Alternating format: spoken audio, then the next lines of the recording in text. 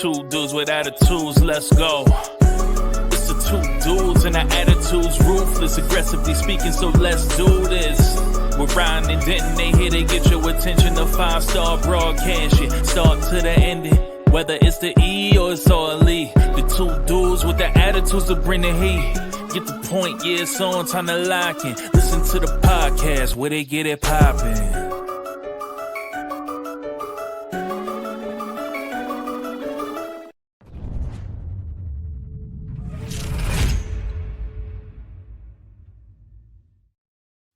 You are tuned in to the best unknown pro wrestling podcast in the world. Two dudes with attitudes with Ryan Enjoys Wrestling and MWO. And if you're not subscribing, you need to subscribe right now. Yes, follow sir. us, like us, get us out there, because like I say, why not? All you're going to do is get fantastic info, fantastic wrestling content for free. So subscribe, hit those buttons for us before we get started. And this is our WWE edition. Well, we have a jam-packed show, Ryan. We got Smackdown. We have Saturday night's main event. We have Raw. We have NXT. And I have to tell you, I thought wrestling had a pretty good week in WWE, but holy cow, Saturday night's main event got ripped to shreds. Raw got ripped to shreds. I guess I'm just a WWE head. But before we get there, we got two dudes reads the news. And Ryan, we got a jam-packed show. There's a lot of news. Let's hear it. Some good news, some bad news, and some meh news. So we'll start with the negative first, but we're probably going to disagree a lot because I just posted a video about this on my TikTok at Ryan Enjoys Wrestling. Everyone should go over there and drop a follow. Yeah. Brothers fight. It's okay. That's right. But JD McDonaugh suffered a really gnarly injury on Monday Night Raw. He took a really bad, his head bounced off of the announce table while doing a moonsault, and looked like he broke his neck. It looked like he suffered. Like it looked awful. And the match continued, and later on in the night, he apparently he went back to the backstage and collapsed.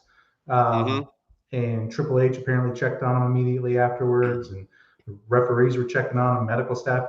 Turns out he ended up he finished the match, so kudos to him on that. But he suffered a couple of broken ribs and a punctured lung in that match, and he's going to be out for a little while. So future of the Judgment Day aside, I personally believe that the match should not have continued after that really awful bump.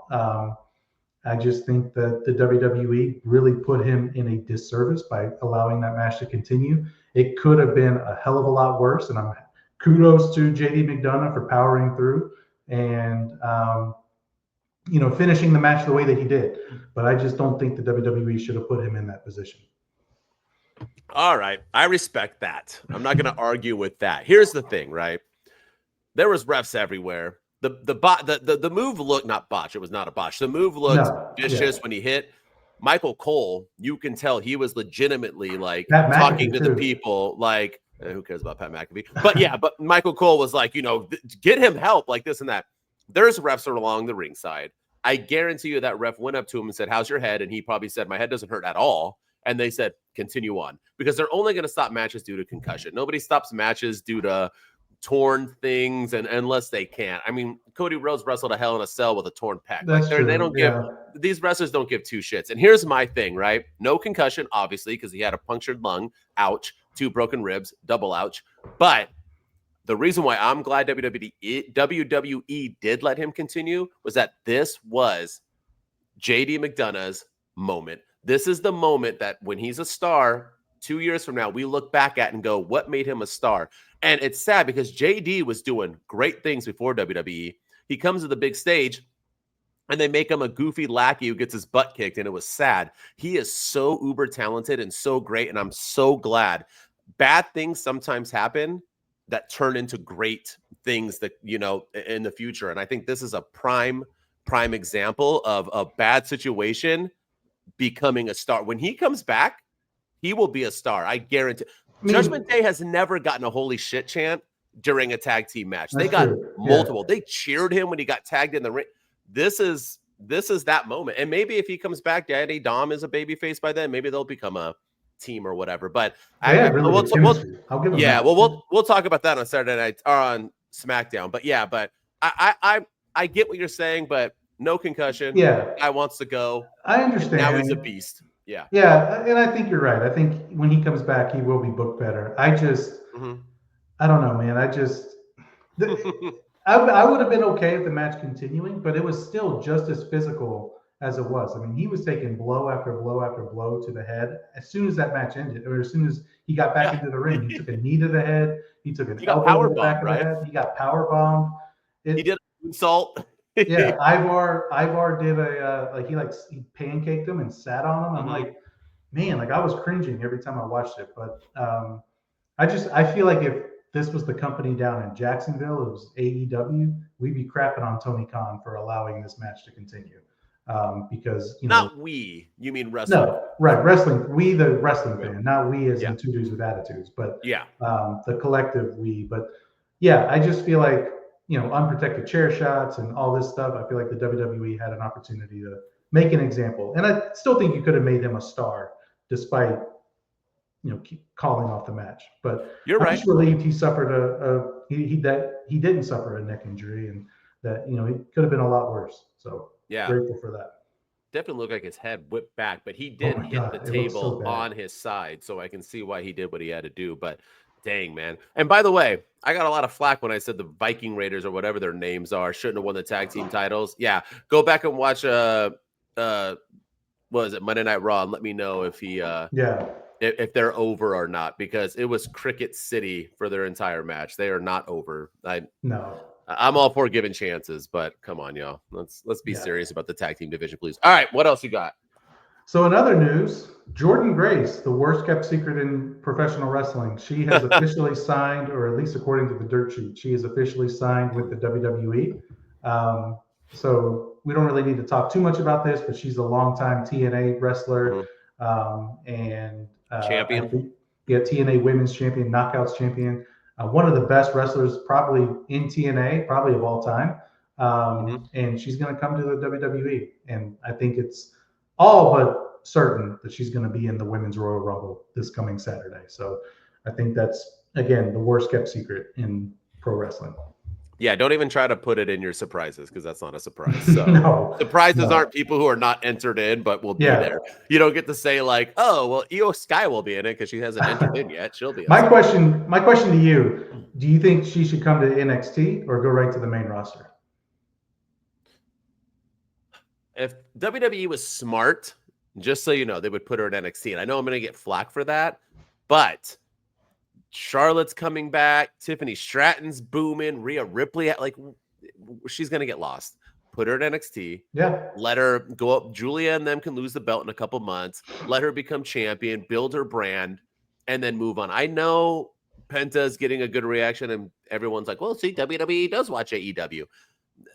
But they don't. And they don't really watch, Jordynne Grace either in TNA. I know she's been on a couple times, but just my opinion. I'm just afraid if she goes straight to the main roster, she'll get lost. Yeah. There's no room for her right now. So give me a TNA NXT invasion, and then have Jordynne Grace have to choose which side she's on. Similar to the Mighty Ducks when Adam Banks he joined the Ducks, but they played the Hawks in the championship, and he had to figure out I think he got hurt, and they're like, don't forget what side you're on. Similar to that. Yeah. Give me Jordynne Grace in NXT in an invasion angle. Or maybe Jordynne Grace is leading the angle. She didn't sign with WWE to help them. She signed to take them over. I mean, you can still go that route. So, Sure. Yeah. They're going to do something with them. So we'll get there. We'll get there in our spoilers of the Royal Rumble. All right. You got one more bit of news, right? One more. Great signing, by the way, either way. Yeah, absolutely. It's a fantastic signing for the women's division. But in so we had the bad news with JD McDonough, the good news with Jordynne Grace, and now we have the meh news. WWE has announced their first international PLE of the year. They're going away from Clash at the Castle, and it's going to be Clash in Paris, and it's going to be on a Sunday, August 31st, in Paris, France. And they changed the name to Clash in Paris, and Yeah, I mean, and then the one thing I'm interested in is Monday Night Raw is also going to take place in Paris the next night, um, and I'm curious, like, will they air it live on Netflix or will they pre-tape it and air it in the U.S. at night? Because they have the Netflix now, like you can air it whenever you want. So I am curious how they'll do that. But I mean, great for the French fans. Mm-hmm. They were great at Backlash last year, and I think that's the reason they got this PLE over the UK because they made Backlash one of the top crowds of the year, and that card was Yes, they did. awful. So shout out to them for getting a PLE, but I am curious how they'll do Monday Night Raw. Will they air it live at 2 o'clock Eastern time because that's 8 p.m. French time, or will they tape delay it? So I'm curious to see what they do with that now that they have Netflix. Yeah, they're definitely going to show at Paris time. If you haven't learned from the Royal Rumble being on at like 10 a.m., even though it's in America, I don't understand what we're doing. Like they don't. I said it. I say it. TKO does not care about you, me, or anybody else. They care about money. So they're like, we posted this time, whatever. Like I told you, they're probably just hoping that people will then view it more and they'll get more hits and this and that. And blah blah blah blah blah. So they don't give two rats of it. If you don't notice that's why there's 75. Yeah. Well, ticket prices alone. But look at every Monday Night Raw. They have to show 15 D-list celebrities because they think like I care. I mean, I know that I saw a certain popular TikToker who was so upset that they didn't show the person's entrance because streaming is cool. Streaming's not cool. Once again, none of us are famous, y'all. We're just doing our thing and trying to earn a living or have fun doing this type of stuff and talking about the sport we love. I'm sorry, I don't care if you have 8 billion followers. If you're just a streamer, you're not famous. So I don't need you on my screen on a Monday Night Raw. Get off it. But anyway, but I don't really care about this unless they're going to Saudi because I think they should not be doing that stuff. I don't really care where they go. I mean, it's not like them being in Paris all of a sudden. Now I'm like, wow, this is good. Like this, I can see the Eiffel Tower. Like I can give two shits where they are. To me, they're in an arena. So good for the Paris people. Other than that, I don't care. I don't care where you go as long as it's not, I'm the same way. I don't really care one way or the other. No. It's going to be a great show. I think the French fans are being rewarded for the passion and the energy that they brought at Backlash last year. And, they got it with another PLE coming in 2025. So kudos to them.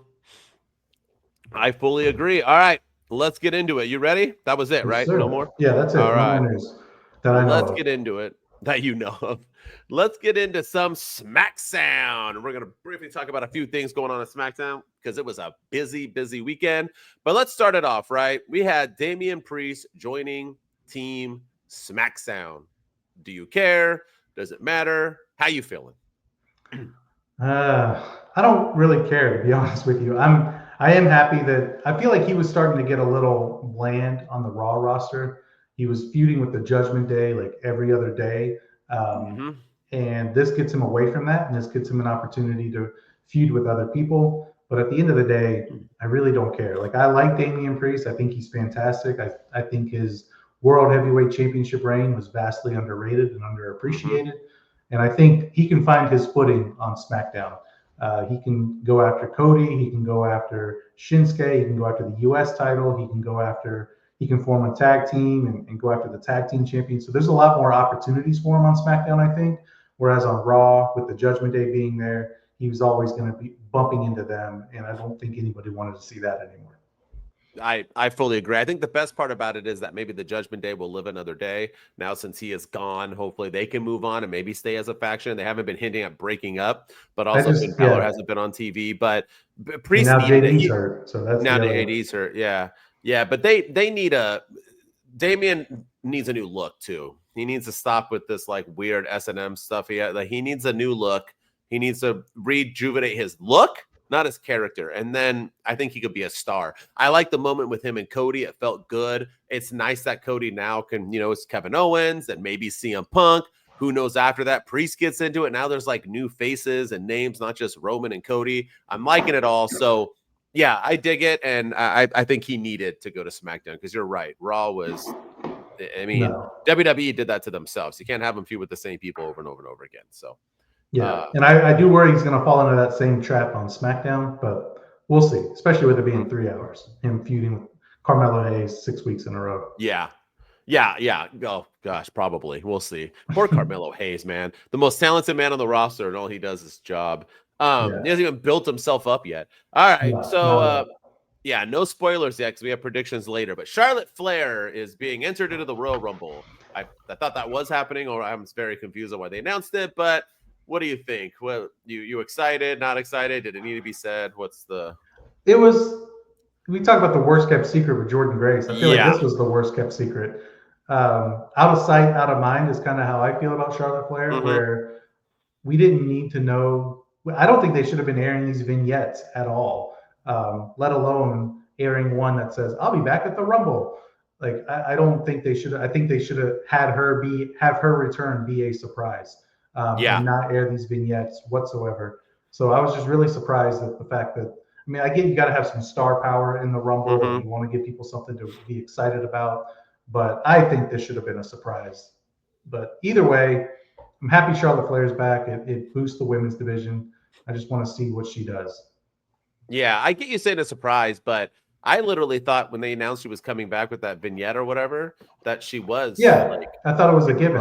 I didn't know. So I thought she was. When they said it, I was like, cool. Whoop-de-doo, Basil. What does it all mean? By the way, Charlotte Flair, is she going to DDP too? Because she's looking like Britt Baker right now, skinny and sexy AF. Holy cow. I've never thought Charlotte Flair was attractive. She was Shout out to Andrade, man. Yeah, right. Well, yeah, whatever. But yeah, no, man. I like me a skinny girl, and she is she doing her thing. All right. Last thing I want to talk about. We had Kevin Owens versus Jimmy Uso. We can get into poor Jimmy and Kevin Owens blowing up. I just wanted to bring up the fact that Kevin Owens wrestled Jimmy Uso. And for those of you that don't know, Jimmy Uso is married to one Naomi, and Kevin Owens rocked a Naomi shirt while whooping Jimmy Uso's ass. Just imagine some dude at the bar challenges you to a fight, Ryan. He got your woman's face on his shirt, and then he gives you an ass whooping and leaves. That's a lot worse than just getting an ass whooping. And I have to say, Kevin Owens is a genius. This man, I keep saying it. Have you ever seen The Truman Show? Yeah. Okay? So that's like, you know what I mean? Like everyone in the world knows it's like the polar opposite of The Truman Show, right? Like Kevin Owens is Truman, but he knows he's in The Truman Show, and everybody else around him doesn't. He breaks the fourth wall. I feel like other wrestlers aren't telling you what's going to happen or wearing people's shirts and stuff like that, like because Naomi and Jimmy aren't talked about as being married. Kevin Owens don't give two rats. It is brilliant, brilliant, brilliant. Give this man the title. You're not going to. We'll get into predictions. But, man, good. I saw his shirt, and I was like, why is it saying glow? Oh, no. I'm like, no, he didn't. And I'm assuming he gets that approved, but just, I mean, his shirt on with Cody, too. Kevin sucks eggs. Like, it's just good. Yeah. Good shit. And his shirt on Monday Night Raw, too. He had a shirt with him and Sami Zayn, together. As when they were, it said Sammy Forever. No, he wore Sammy Forever. Yeah, that's right. So, and then he had a shirt a couple weeks ago that said "son of IT security specialist" or something. Just the man is a national treasure, and he is taking this gimmick to a whole new level. And I'm excited to see where it goes. But yeah, and shout out to Jimmy Uso. I feel like we're giving all this love and the push to Jey Uso. I'm going to say this, man. I think Jimmy might be better in ring and on the mic than Jey, but he's not getting the love or the push that Jay's getting. I think he's just as good, if not better, than his brother. And I mean, the man is going. I mean, he had bangers with Carmelo Hayes, and now he had a banger with Kevin Owens. I mean, he's doing his thing too. We got to give him some praise. But he is getting more over. The crowd's getting louder and this, that, and he's not doing it with a one-line gimmick, which if you want to talk about when Jey Uso was on Raw, how embarrassing was that? But he's doing it without the one-liner. And so, props to Jimmy Uso. So, doing his damn thing, especially because he was behind already. He's playing catch-up. All right, let's get into it. Saturday night's main event time. Yes. Oh, what a show. It was, Is that, you want to bring that up first, that everybody hated on it? Is that what we were going to say? Yeah, I was going to say, I think this show, I think for me, I thought the show was really, really good for what it was. I know a lot of people hated on it. A lot of people thought that this is a glorified house show or it's a glorified live event and they don't need, nothing ever happens. They just need to scrap them. I don't really agree with that because we had Chelsea Green win the women's U.S. title on the very first one that we had in 40 years or something just recently. So things do happen on it. I think for where this show got lost was the timing. This was a week before the Royal Rumble, and you decided to put it on a Saturday before the Rumble, and so I didn't expect anything to happen. But that was also the WWE's fault for scheduling it when they did. So. I feel like if this show had happened in March or maybe in June sometime, I think we would have seen some different things happen. But the timing is what ruined it for me. I think people forget that the original Saturday Night's main event was for Hulk Hogan to come on Saturday night when Saturday Night Live wasn't on, and he beat somebody up and defended his title. That was the whole point. It was to get people to watch the WWE product who might not normally watch it. That's literally what this show did. It's perfect. It is a live house show that's aired on TV. Yeah. Who cares? I mean, and honestly, I think everything that happened in this card helped push the Royal Rumble. And here's a few things we'll talk about it. All right. So number one, Jacob Fatu has arrived. Yes. This man became a star. That alone made Saturday Night's main event amazing. Those who don't know, he whooped up on Braun Strowman. Apologies, everyone's Braun Strowman, and then he did the Bronson Reed where he basically did his splash on him like 10,000 times, made him bleed out of his mouth or ear or whatever. The refs couldn't contain him. They're holding over Braun, and then he does his flip, and they all jump out of the way because they don't want none of it. And then Tama Tonga was like, "Let's go, Jacob Fatu," and he left. But holy shit! And also, really quick before you talk about it, Jacob Fatu cut another promo, which I said is the best thing in pro wrestling today. And in his promo, he straight said, Braun Strowman, I'm going to whoop your ass from turnbuckle to turnbuckle live on NBC, and walked into the damn arena. Brilliant. Everything about him is brilliant. What say you? I can't say anything else. The man is fantastic. He, other than Roman, might be the biggest star on the bloodline right now. And we need to push this man to the moon. I don't even get rid of Shinsuke, drop him, give the U.S. title to Jacob Fatu right now.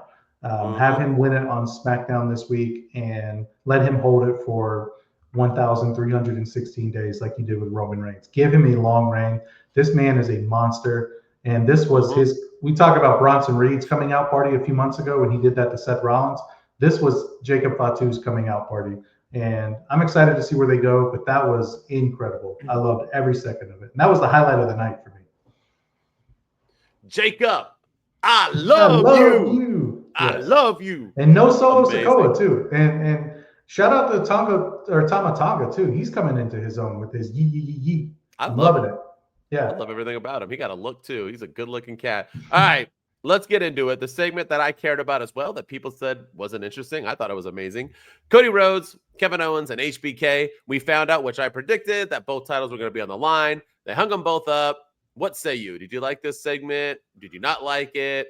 You saw HBK's bald head. What's up? I liked it. I don't like what they're doing with Cody Rhodes. I feel like Cody has yet to really explain himself in this whole feud about why he partnered with Roman Reigns, why he helped the bloodline in the fights against the other bloodline. And because that's the whole thing that set Kevin Owens off. I feel like every time Kevin Owens points it out, Shawn Michaels was like, "Oh, well, you're just jealous." And Cody Rhodes was like, "That's enough. We're going to fight." And then they just fight. So I wish that, I don't like what they did to Cody. I wish that they would have let Cody explain himself and explain why he's helping Roman. But this segment was great. That I will say that the super kick or the sweet chin music that Shawn Michaels hit, he still got it, and Kevin Owens sold it like a champion. He didn't get right back up like Gunther did 19 times against Jey Uso. He sold it like a champ, and it was a good segment. It served its purpose. Yeah. I thought it was amazing. Yeah, I fully agree. And HBK does so, and he's in beautiful shape, man. Let's come back, HBK. You can still do it. Do it. Let's go. But no, it was. And I thought KO was going to pile drive him. I thought for sure he was going to put him in that. And he put him in it, and then that's when Cody attacked him. So and he was HBK like mad, like he was like frustrated that he was about to have to super kick him because he was like, "Oh, you showed the whole world my bald spot? Nah, fam. Let me put this on. I have to now because I you will showed them say- my bald spots. So I Yeah. got to kick you. But Shawn Michaels kind of deserved that, though. I mean, he stuck his nose. He said that Kevin Owens was jealous, and like Kevin Owens, he's not jealous. He's Yeah. not. He's upset that he lost his friend in Cody Rhodes. So Yeah. Cody Rhodes is really the heel in this feud, but nobody wants to talk about that. Just an observation by the GOAT. Just an observation. No, but yeah. yes, Kevin Owens once again is carrying Cody Rhodes. This poor man, and now he's going to get carried by CM Punk possibly as well. So this dude just gets carried and carried and carried. And speaking of, it was main event time, and we had one Gunther versus Jey Uso. Jey Uso, for I think the 10th time, has lost to Gunther for the title. Don't worry, though. He came out on Raw and said it didn't matter because yeet. Yeah, cool. So he lost again. What say you? I don't. For some reason, I thought maybe there's a chance he's going to do this tonight. Yeah, I really had this feeling. I was listening to some of the other podcasters out there, and maybe I was drinking the Kool-Aid a little bit, but yeah, the match just didn't do it for me. Number one, I didn't think it was that great of a match. I thought Gunther did his thing, but I just didn't think Jey did his, and I wasn't surprised with the outcome whatsoever. I know a lot of people were pissed because when are they ever going to put the title on Jey? And that's the other thing. Stop putting Jey in these situations unless he's going to win, because eventually he's going to do something and the crowd's not going to care because they're not going to believe in him anymore. So that's why I'm saying you gotta strike while the iron's hot. And I feel like right now Jey Uso is hot, but they're not putting the belt on him anytime soon at the same time. So give him back the Intercontinental title, put him in the U.S. title picture or something. Maybe have him win the Rumble, but I don't know. Just stop putting him in these situations where he's just going to lose constantly, because then the crowd's going to turn. He can only yeet for so long. So it is what it is. And he is the hottest person. So why not let him cook? I texted you that after this thing when I saw it. I was like, what's the point? Why are we putting him? I know Gunther gets a big win and he needed it. And because he's been irrelevant for a little bit moving in the last few weeks, but Jey Uso losing again. I mean, who believes him as a contender now? If he wrestles somebody, you're just going to assume, oh, there it goes again. He loses to Roman, loses to Gunther all the time. He's not title. So just let him cook. Let him beat other people. Let him, destroy other ones and build up. He doesn't need a title to be the most over person. So that's what I think WWE gets twisted, is that once they get hot, they're like LA Knight. What happened to him? I told everyone not to put a title on him. Just let him do his thing and cook. They put a title on him. Now he's like, whatever. I mean, he's wrestling Shinsuke, getting beat up by Solo and I mean, he's just a second person now. It's just so, yeah. I don't care about Gunther winning. I just think, why is Jey always losing? Just let him beat other wrestlers and build himself up. Give him a title shot when you know he has a chance to actually win it. So no, I agree. Yeah. I agree. And again, it goes back to the timing of this event, right? Like Triple H probably already has SummerSlam booked, and he probably already has Survivor Series booked for later this year. So the fact that the chances of him changing everything, unless there's like an injury or something, but chances of him changing WrestleMania plans right now because Jey Uso is hot are slim to none. So that's why don't put him in this match or don't have this event at this time. I agree. All right, let's get into it. The second most hated show of the week, Monday Night Raw on Netflix. Look, I get it. We keep putting D-list celebrities on the show and people don't like it. But other than that, I don't understand what on Raw didn't cook. Every single segment pushed the Royal Rumble. Everything. It built up 7 people who might be able to win it. It pushed the women's division. It pushed everything. And talking about it, they also needed to push Gunther because, as we said, he's getting kind of forgotten in everything, with everybody wanting to challenge Cody. No one really giving a shit about Gunther. And we opened up with Seth Rollins, who's probably the third biggest star behind, Punk and Jey Uso, or Punk and Roman Reigns. And we had Seth Rollins, Logan Paul, and Gunther open up on Monday Night Raw. What did you think? Was it a hit? Was it a miss? Did you like everything? I mean, I thought it was a miss until Logan Paul came out. And then Logan Paul came out and changed everything. He got that Dominic Mysterio heat to where you couldn't understand anything. Yes, he did. He announced he's entering the Royal Rumble. I like how Gunther was like, you know what, Seth, on second thought, I've changed my mind. I want Logan Paul to win the Royal Rumble. normal so I can kick his ass at WrestleMania. I Uh-huh. thought once Logan Paul came out, that entire segment changed for the better. Yeah. And I think the crowd was more into it once he came out. At first, it was just, Seth Rollins doing his thing and saying he's a visionary, he's a revolutionary. And then Gunther came out and I think he called him a dork and said that Jey Uso just isn't good enough, and he called him a clown. And like those were his insults. And then Logan Paul came out, changed everything for the better. I liked it. I didn't like it up until Logan came out, and then he changed it for in a big way. And I think Logan Paul has a chance to win this thing too. Wouldn't surprise me. With all the D-list celebrities are showing, it wouldn't surprise me if Logan Paul helped get. And I also like his line about coming in at number 30 and just having to eliminate one instead of 29 other people. He's like, that's what this meathead's for. That's what this guy's supposed to do. That's not what I'm going to do. I'm just going to beat one. Smart. Yeah. Work smarter, not harder. 100%. But he is going to be boxing his brother soon. That's the end of Logan Paul, or Jake Paul, just so you know. After that, if they are really going to try to go through with this joke of brothers aren't fighting, and this is stupid, just so you know. So if they're really going through with that, that's the end of Jake Paul. He will lose everything that thing will do nothing. It'll be like how many people are going to watch this damn Super Bowl in 2 weeks. And people don't think that's going to happen. I keep hearing that. I know it's not Monday Night Raw, but everyone's like, there's no way people will refuse to watch the Super Bowl. Yes, they will. Yes, they will. They will prove a point. Fans are fickle, even in football. You don't have to watch the Super Bowl. It's not like you have to. I'm gonna go to Disneyland. It's gonna be empty. Anyway, all right. So I thought this was necessary. One, you needed Gunther to feel important. You needed to make it feel like people who have a chance to win will actually challenge Gunther. Two, who had Seth Rollins and Gunther on their bingo card? Nobody. So it's like, that's good. Gunther needs to face somebody who can actually beat him. Seth Rollins is somebody who I think could actually beat Gunther. Add in Logan Paul because people forgot.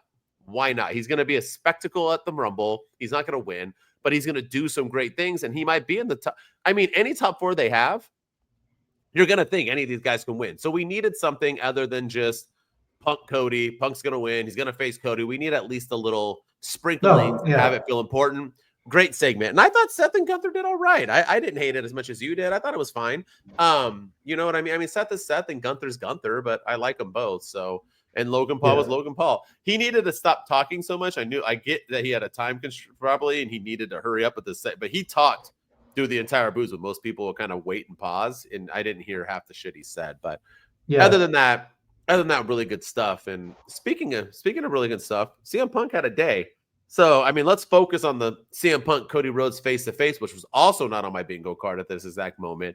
But CM Punk also had a moment with Sami Zayn, which was super, super cool. He went at your boy a little bit, and your boy went back at him. But what do you think? What do you think of CM Punk's night, and what do you think of CM Punk and Cody in the face-to-face and so on? I thought CM Punk had another great night. I feel like he is the overwhelming favorite to win this Rumble. That promo with him and Cody was chef's kiss. It was magnificent. Cody, I'll give Cody credit. I don't give Cody a lot of credit, but I feel like he may have gotten the best of CM Punk a little bit on the microphone. I like for every point CM Punk had, Cody Rhodes had a counterpoint. That, this is starting to get to you a little bit. You're starting to crumble. You're starting to, you're losing friends left and right. Because I'm your one true friend, I'm gonna stab you in the front, which was a great line. But then Cody was like, I grew up chasing you, but now you're the one that's chasing me. And then they tried to leave, and they were each like, trying to one up each other. I thought it was great. And then Sami Zayn told Punk, one of us is a WrestleMania main eventer, the other one isn't. And you could tell that got under Punk's skin. And I loved it, man. I thought CM Punk had himself a day. Sami Zayn brought it. Cody Rhodes brought it. This was the best Cody Rhodes I've seen in a long time. Cody Rhodes felt a little off. I don't know if he was selling the haluva kick or something, but he felt like his speech was a little slurred and things were a little. But maybe it's his acting too. Maybe he's feeling the weight of the world on his shoulders. What CM Punk was saying, and he's about to snap. And maybe they're hinting at a future Cody Rhodes heel turn too. So I liked all of it. I want to see more of this, and I think this might be the match we get at WrestleMania. So, Sammy Punk was awesome. I like the fact that he said, "You're right. I'm not on your level. I've main evented WrestleMania. Brilliant. Boom. Take that." He's done twice, I think, is what he said, because he has done it twice, right? Or just once? The Just tag once team with match? KO, Oh, just yeah. once. KO did it twice, but just either way, he has headlined WrestleMania. Great shit. Punk and Cody. I think Cody was selling. I think he was selling emotions. He was he started off with, "Are you my friend? You're my friend, right?" Like he genuinely wanted to know, like, are you or are you not? Are you like he feels like the weight's on his shoulders. Is Sammy my friend?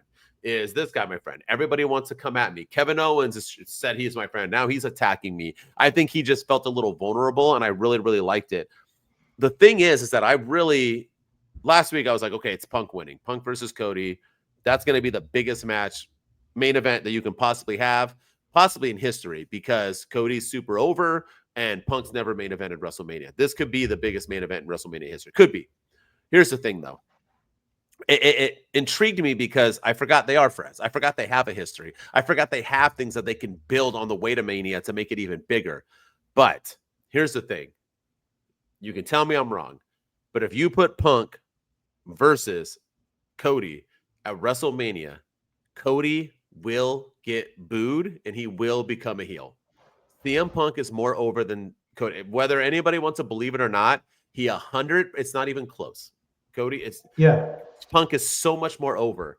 The fans will cheer Punk the whole way. This will be like the Rock Hogan when they wrestled and they were supposed to be. I think it's going to be that exact moment where it was supposed to be everyone cheering for The Rock. And I was there, and as soon as they got there, we all chanted Hogan, and Hogan became the babyface in that match, and The Rock became the bad guy. I think it's going to be the same exact thing with Punk and Cody. I think so. WWE has to know if you're going to pull that trigger, you're a little John Cena. It's not going to happen. He's going to get booed.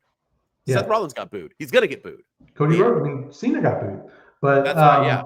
Yeah. Like you said with Seth Rollins, look at what Seth Rollins did to CM Punk, and everything Seth Rollins said was 100% truthful. That Punk did leave. Seth Rollins did carry the company.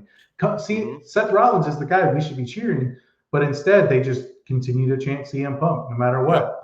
Rollins was wrong and Punk was right. So I do think that I do wonder if the WWE has that in the back of their mind, and maybe that's why we don't get this match. I don't know, but. Either way, they sold me on it, and I loved it. I mean, you can't tease it that much and have it not happen. All right. But to be fair, they did do this last year. If you remember, they had right before the Royal Rumble, they had a promo battle where they like stared each other down. I thought they were going to kiss there for a minute, and then the show went off the air. So, and then they never did it. They never followed up on it. So. Yeah, you're right. I do think last year was an audible as well when Punk got injured. Sure. All right, New Day. You've been into this the whole time. It's a new day. Yes, it is. Let's hear it. They even have shirts. I will give them. I'm tired of them losing. Xavier Woods lost to Rey Mysterio again this week. Kofi Kingston lost to Rey last week. But I did like the addition of Xavier Woods and his family in his hometown. And then, I like the story of where is his family? Why aren't they there? Why aren't they sitting front row? I like how the camera kept panning over there to show the seats reserved, and there was like 7 of them, and nobody was sitting there.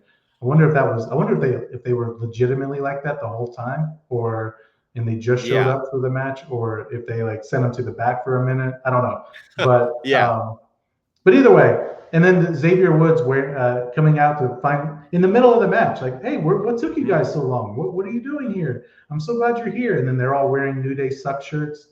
It was great stuff. I mean, even the families are turning on Xavier Woods. And that's Kofi 2 now. Yeah. That's 2. Yeah, because Kofi's mom turned on him too. So I'm loving it.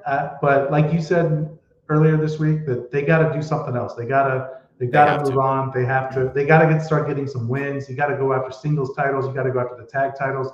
You got to do something because they keep getting heat. But I'm worried that it's going to be like that. The Daddy Dom heat, or the JD McDonough type, where we're not going to take them seriously because they are such heat magnets, and there's going to continue being booked like jokes. And I don't want that to happen because we've been telling this story for a while, and I think these guys deserve it. I agree. By the way, why was Little Yachty, whoever that is, there? I didn't even know who and they're like, Little Yachty also doesn't. I'm like, why what are we doing, TKO? These aren't real people. Don't get Little Yachty. I get he's a rapper, but I don't give 2 shits about him, nor does 90% of the WWE fans. But for them to, they need to attack Big E at Rumble when he's doing his little. They need to lay hands on him. They need to hit him from behind, put him through the table. They need to do something when he's doing his little press conference thing before pre-show or whatever, because he usually does it. They need to lay hands on Big E. We need something else. They can't just be walking in the back anymore and having Rey Mysterio say they suck. We're over that. They need to we need to evolve a little bit. So if they do that, I'm loving it. If not, then if we're just rinsing and repeating it, they're gonna get stale. They are. Agreed. Yeah. I mean, it was a good segment, but now we've done both families. Now we've done everybody in the locker room hates them, even the bad guys. Everybody hates them. I get it. Okay, well, why do you hate them? So let's get people to hate you a little bit more, because it can't just be the fact that they were mean to Big E, because that's all they were. Right. They just said bad words to him. We don't love you. Yeah, okay. That's what doesn't make any sense. It's just these guys lost their best friend. They haven't done anything to anybody else. That's why I don't understand why everyone's mad. They need to lay hands on Big E, and then they need to win the tag team titles off of those Raider guys, because trash. Agreed. Yeah. And then that makes them the biggest heels. Yeah, that's what they need to do. All right, let's get into it. Some NXT last night. Good stuff again. And speaking of good stuff, let's start off with this championship thing that they're doing. We had Trick Williams, Oba Femi, A-Town Down Under. Everybody was getting some. They had the Grayson Waller effect, and Oba was good on it, and he wanted to face one of them. Trick came out. Trick got power bombed. Trick then had to recover to win a match. Then Trick flipped a switch, beat up referees, took out Wesley with a chair over and over again, yelled at Ava in the back. We are not getting Trick. Why would we get Trick and Oba at Vengeance Day? Obviously, we're getting them at the WrestleMania PLE, so that's fantastic. But I liked it all. I liked everything. I think this is going to help elevate Oba. It gives Grayson Waller and Austin Theory something to do, who got a hometown pop. Trick's developing a new character before he moves on to the big show. I thought this was just all a win. When Trick hit the ring and got in Oba's face, I got chills. I was like, dude, this is it. It's going to be the biggest match ever in NXT history. You'll see. It should be. And, we talk about Cody potentially turning heel. They planted some seeds for a Trick Williams heel turn too. I mean, he was going after everybody. He was attacking referees. He was attacking. He was getting in Ava's face. I mean, everything was great. I like this intense Trick Williams that we're getting. The fact that he's so hell bent on getting his title back. That's what we need in Trick. He needs to be more than a one-trick pony, no pun intended, but he needs to be more than the whoop that trick. He needs to have a little bit of tenacity and a little bit of fierceness. And we saw that on Tuesday night, and I loved it. And Oba Femi continues to look like a beast. I don't know how I feel about Oba versus Austin Theory versus Grayson Waller in a triple threat, but I get that it gives them something to do. But is this the end of A-Town Down Under? The crowd was chanting for Austin to turn on Grayson. Is this does he turn on him at an NXT event? Because now they're in a match against each other. I don't know. That felt a little weird, but everything else I thought was wonderful. I think it's just Oba Femi now can say he beat a former tag team champions at the same time. So I think it's a good feather in his cap. Well, speaking of the turn of events, Ava, is she finding her groove finally? Yay or nay? I think so. She's starting to get a little bit more confident in herself and in her abilities on the microphone. And this week, man, this was probably Ava's, again, talk about coming out parties. This was Ava's coming out party. She came out and got in the face of Oba Femi and was like, "You don't make the matches around here. I do." And she told Trick Williams, "You're not getting your automatic rematch. You're not getting that." That feels like she's maybe planting some seeds for a heel turn as well. And she's going to be the heel authority figure, because she's not letting Trick Williams get his title match back when instead is going to Grayson Waller and Austin Theory, and Trick Williams calling her out and saying, "What did they do to deserve it? I don't understand." I loved it. I think we need this side of Ava from now on. I thought this was, like we talked about coming out parties, this was Ava's coming out party.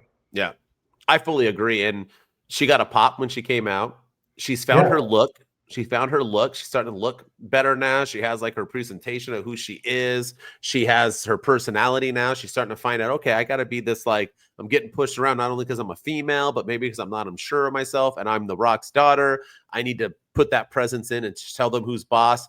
I liked it all. And I'm just glad to see her transition, because it was very, very confusing to have the daughter of the Rock have no personality or charisma when that's all the Rock is. So it's nice that she's starting to kind of find herself. And I think that was the point of putting her in NXT, so she could, because she was so damn green before she came in. So it's nice to see it, and hopefully this will lead to other bigger and better things, whether it be in the ring or as a manager or just as the GM for the foreseeable future. But I think she's finding her niche. But she got popped, and that's good. That means people are digging her and cheering for her. So I will say, I do wonder if, like, when The Rock, it feels like ever since The Rock came to NXT, Ava's gotten a lot better. So I don't know if The Rock's presence helped elevate her, or if The Rock like talked to her backstage and was like, here, like, you know, you need to start doing this more, you need to start doing this more, or if, I don't know, or if just a switch went off. But either way, you know, The Rock didn't really have a purpose going to NXT that one night, but maybe he did. Maybe he went there to help his daughter, and it's starting to show. Maybe. You're right. You're right. All right. That's the week in review. It's now we're going to fade into some Royal Rumble predictions. Before we do so, don't forget, subscribe, 5-star review, follow, do comments. Let's go. Get Two Dudes with Attitudes, not just the most popular unknown podcast, but the most popular podcast in all of professional wrestling.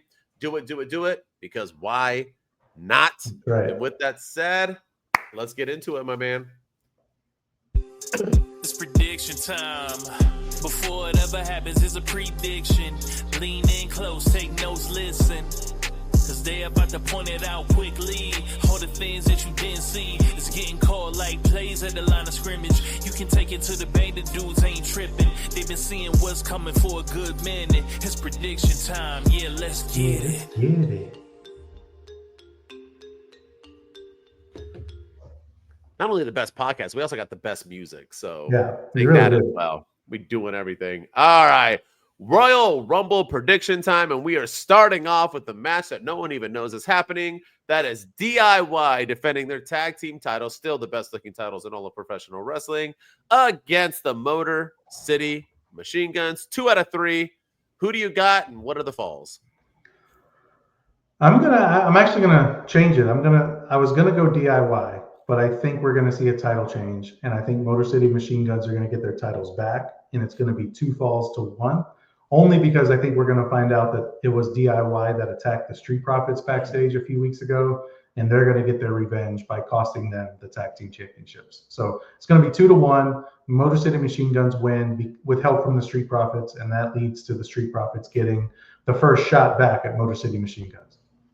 All right, good prediction. I like it. I think that could happen. I think we are going to get Street Profits as DIY afterwards, but I'm going with DIY. I think Motor City Machine Guns will win the first fall, then they'll lose the next 2. DIY will retain. Their last run wasn't that great. They need a good tag team championship run. I think this should be it. They both deserve it. Ciampa and Gargano are amazing. So, yeah. All right, what's next? All right. We're doing the women's match. All right, the women's Royal Rumble match. Tell me who's going to win, and tell me who you think will be some surprise entries. Right? Do them at the same time? Yeah? All right. Yeah. I think Charlotte Flair is going to win. I really do. I think we're going to get Charlotte Flair. She's going to pick Tiffany Stratton, and that's going to be the match at WrestleMania. I think for surprise entrance, I'm not even going to say Jordynne Grace, but I could see like Trish Stratus making an appearance. I could see Lita maybe making an appearance. And I'll go Becky Lynch comes back as well. So I'm going to say Becky Lynch comes back. Maybe AJ Lee. I've been going back and forth on her making her return, and we do something along those lines with AJ and Punk doing something, but I don't know. I feel like she's done. So I'm not going to say her. Yeah. So I'm going to say Becky Lynch comes back, and then Trish Stratus and maybe Lita. All right. Or Charlotte Flair. Good picks. All right. I'm going Charlotte Flair as well. I think she's the only one that even makes sense. When I look at everyone who's in it right now, none of them are going to win it. And they're not going to do a surprise entry as the winner unless it's Becky Lynch. But yeah, I got the same thing. I got Becky Lynch surprise returning. I think she'll be number 30. I think it'll be like a John Cena moment is what I'm going to go with, where the music hits as the last person and the crowd goes bananas and Charlotte interfere, like costing her, or maybe somebody will come out and help or whatever. But either way, I think we are getting Becky Lynch versus Rhea and Tiffany Stratton versus Charlotte Flair at WrestleMania, because that's really the only things they can possibly do. Yeah. Some of my surprises, I won't do as many as you. I already did Becky Lynch. My other two, I think Jade Cargill enters, and she's going to let everybody know who did the damage to her, who injured her. I think it's going to be Bianca Belair, and we're going to get them at WrestleMania.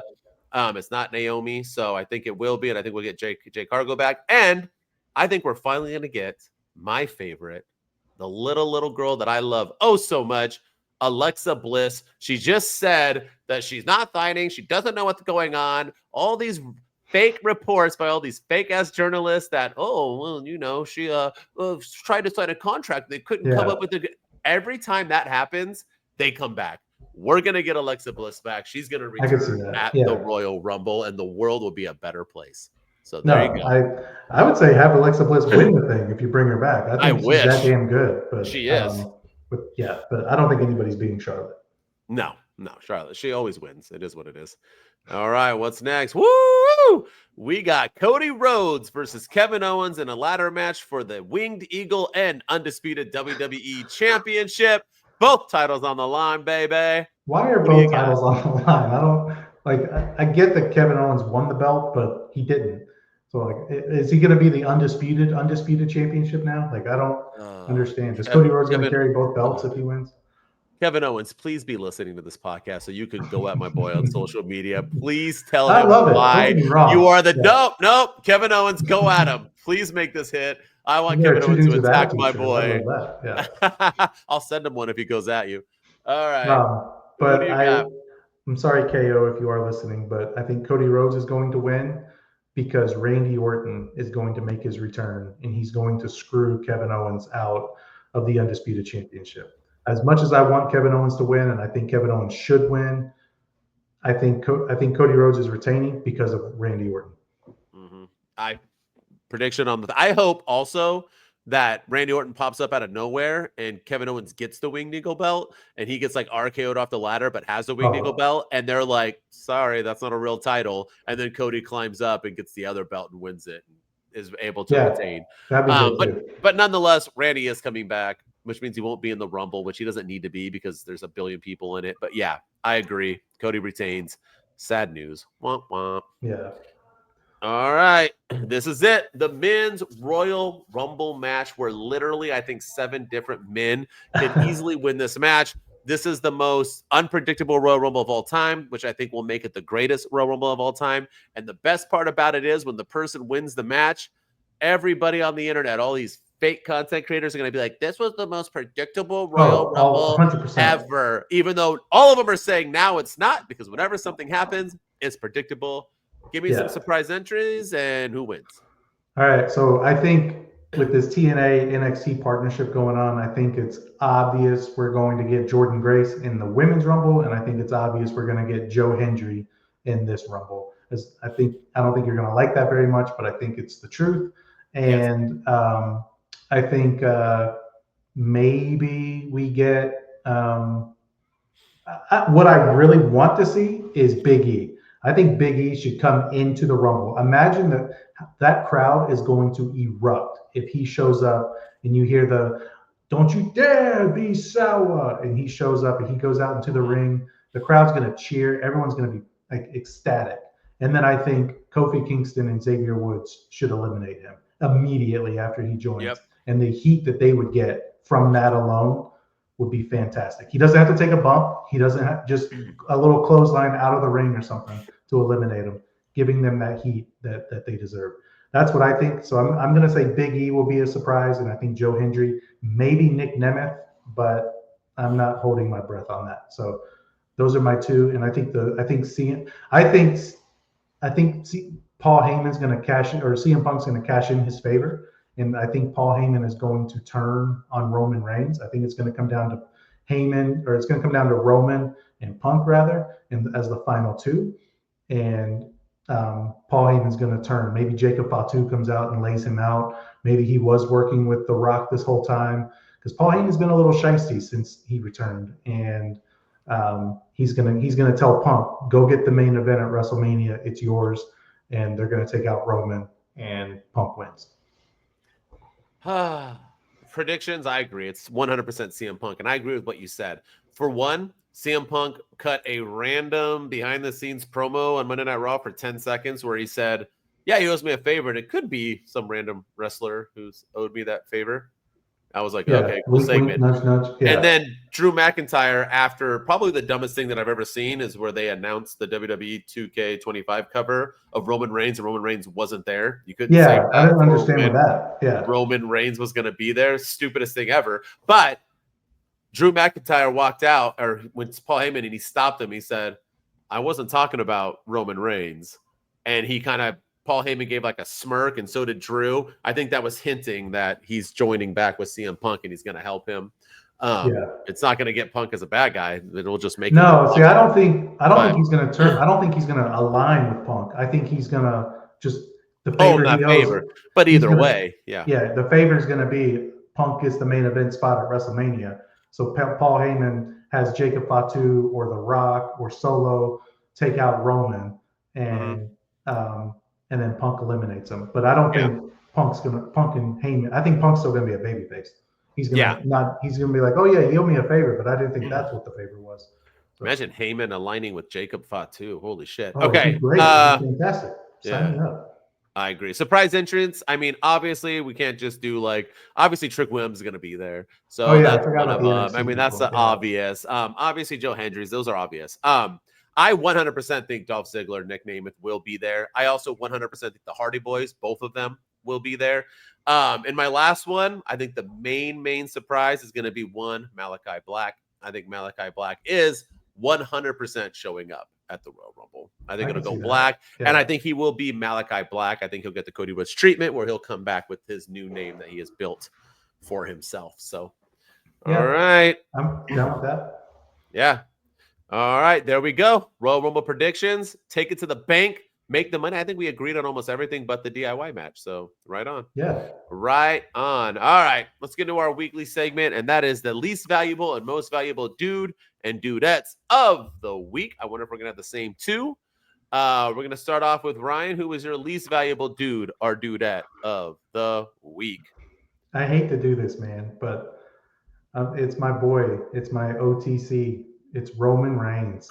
That segment on Raw, I'm like, it's not even his fault. He wasn't there. But he did say on January 6th, on the first Raw on Netflix, when Paul Heyman was like, what's next for you, my tribal chief? And he said January 27th. And then January 27th rolls around, and he's not there. And they spent an entire segment that could have been used to push, put Lyra Valkyria on the show. You could have pushed another women's match. You could have had another promo. You could have had Braun Breaker beat somebody down and highlight some of your younger talent. But they instead spent that time talking about Roman Reigns on the cover of a video game, and Roman Reigns just was not there. That segment just didn't do it for me. The crowd seemed into it, and then Drew McIntyre even came out, and he couldn't really save it that much because they were chanting things like, we don't care, we don't want this. So I got to give it, I'm sorry, like Roman Reigns, it's not even his fault, but the fact that he wasn't there when he said he would be, and it's all that to announce him on the cover of a video game. Now, the cover looks great, and the Bloodline edition of that game looks great, but I'm not really a gamer, so it didn't really apply to me. But you can't do all that and not have him not show up, especially when Drew McIntyre came out. So I got to give it to Roman Reigns. That's a good pick. And I agree. And I don't know if that was like a mess up and they planned on him coming and he couldn't make it, but it's also in Atlanta where they did that Cody Rhodes and Roman Reigns segment where on the Georgia Tech football field. So for sure he was going to be there, but I didn't understand that. I fully agree. Stupid stuff. All right. Mine is a little bit different. Mine is one Jey Uso. Got another title shot against Gunther in Saturday Night's main event. Got his ass kicked easily, lost. And then he comes out on Raw and basically instead of defending himself or saying anything, he basically said, I'll get him next time. Now everybody, let's yeet with a C-list celebrity. Go. Yeet, yeet, yeet, and that was it. Yeah, that's a loss to me. This guy, I love Jey Uso. I've been down with the Usos since day one-ish and beyond. They are doing my dude dirty. I get that the kids love him and he's popular, but yeah, this is just, it's not working for me. Ain't me, boss. Not working for me, brother. I told you, man, Jimmy is better than Jay, and he's nowhere near appreciated like Jay is. But I will say, I didn't like the lack of emotion that Jey Uso had. Yeah. You know, you had a world title match and you lost, and a lot of people thought you were going to win, and you didn't. You came up short. And so, what's your reaction on Monday Night Raw? You're coming out with 2 rappers by your side. You're yeeting all over the place. You're dancing, and I don't know. This reminded me of when Kofi Kingston lost the world title to Brock Lesnar in 7 seconds. And then the very next week, he's out there doing like throwing pancakes at people and doing booty-os, and he's right back to being the New Day shtick. And it was just like, you just lost the top prize in the company. And you had no emotion the very next week. I feel like the same thing with Jey Uso. He should have had a little bit more, like, he shouldn't have come out doing all that yeeting and dancing. He should have come out a little bit more serious and then say he was going to win the Rumble. Yeah, he looks stupid. All right. As always, and on a positive, most valuable dude or dude-out of the week. Who you got? I'm going in a losing effort. I'm going to give it to JD McDonough. I think he deserves it after this week. Like you said, this was his breaking, or the moment that changes his character forever. He gritted out a tough performance. He was clearly hurt. You could see his chest turning red. And the fact that he was able to gut it out, and it gives me a whole new appreciation for what these wrestlers do for our entertainment on a weekly basis. And I'm happy he avoided a major injury, and I just cannot believe that he finished that match the way that he did, and he went out and collapsed backstage. It just shows how tough this guy is. So I really hope this is the turning point in his career. But JD McDonough gets my MVP of the week. Nice. Well said. Well said. I'm going to get the other guy who had a turning moment, and that's one Jacob Fatu. Because I love you, Jacob. I love him. And this is the moment when he is main eventing WrestleMania in 2 years. We're going to go back and look at this moment. Maybe. But we're going to look back on this moment with Braun Strowman, where he had, and props to Braun Strowman for allowing him, selling it. Everything was just beautiful. Jacob Fatu's got to be my MVP. He is just the man. So, yeah, props to Jacob Fatu. Yeah.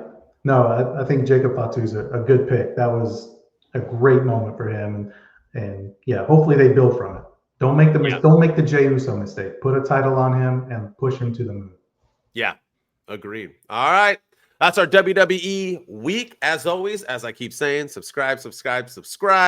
5-star, follow, do it, because why not, brothers? Let's make Two Dudes with Attitudes of Wrestling podcast the biggest pro wrestling podcast in the world, and we can do that. We just need your help to make it happen. As always, Friday, we will have our AEW episode. We'll cover all things Dynamite and Collision and go through that. If you want to listen to me and just hear what I got to say, give me a follow at my_wrestling_opinion on all social medias. I'm posting on everything now, whether it be YouTube, TikTok, Instagram, everything else, Threads. You can catch me over there. I don't really go on X because that site's whack. But everything else you can catch me at. As always, I will be here with my boy Ryan Enjoys Wrestling. Go follow me on all the social platforms. I'm starting to post more on TikTok. So go follow me really over there, and I'll post more on the other places. Go follow us on X at 2DudesPC. I know you said it was whack, but we got an audience over there, so go follow us there. And then go follow us on TikTok at 2 Dudes with Attitudes, as long as TikTok is still a thing in the United States. And then if you're listening to us on Apple and Spotify, we appreciate all the love and support. Drop us a 5-star rating and review if you haven't done so already. And go and tell all your friends about your favorite 2 dudes on the internet. Because we're blowing up this year, man. This is going to be our year. Yes, sir. 2 Dudes Wolfpack. We out. 2 dudes with attitudes. Let's go. It's the 2 dudes and our attitudes. Ruthless, aggressively speaking. So let's do this. We're Ryan and Denton. They here to get your attention. A 5-star broadcast. Start to the ending. Whether it's the E or it's all E. The 2 dudes with the attitudes will bring the heat. Get the point, yeah, it's on, time to lock in. Listen to the podcast where they get it poppin'.